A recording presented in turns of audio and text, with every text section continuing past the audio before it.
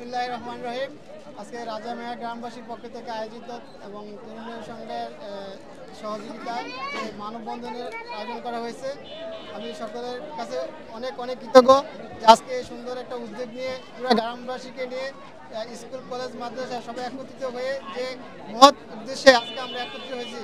সবাই সবাই সবার আন্তরিকতা দেখে আমি অনেক আনন্দিত।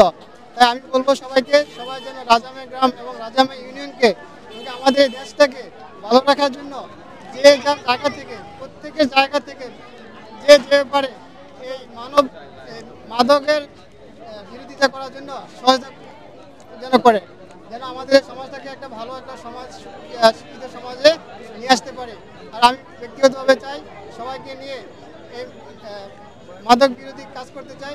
যে কোনো সমস্যা আমাদের ইউনিয়নে যদি হয়, আমি বলবো আমাদের এই রাজামেয়ার গ্রামবাসী অসংখ্য সিনিয়র আছে, গণ্যমান্য ব্যক্তি আছে, তাদেরকে বলবেন। না হয় আমাদের যে তরুণ সংঘ আছে বা রাজামেয়ার যে ঐক্য আছে, সবাইকে অবগত করার জন্য অনুরোধ করছি।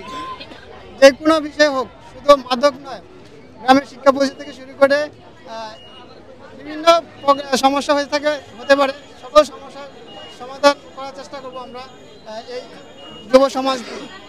আর আজকের এই অনুষ্ঠানে আমাদের কলেজ মাদ্রাসা স্কুল সকল শিক্ষার্থীকে জানাই আমি আন্তরিক অভিনন্দন। পরবর্তী যে আমাদের কোনো কার্যক্রম হয়, সকল কার্যক্রমে আমি সহযোগিতা কামনা করছি।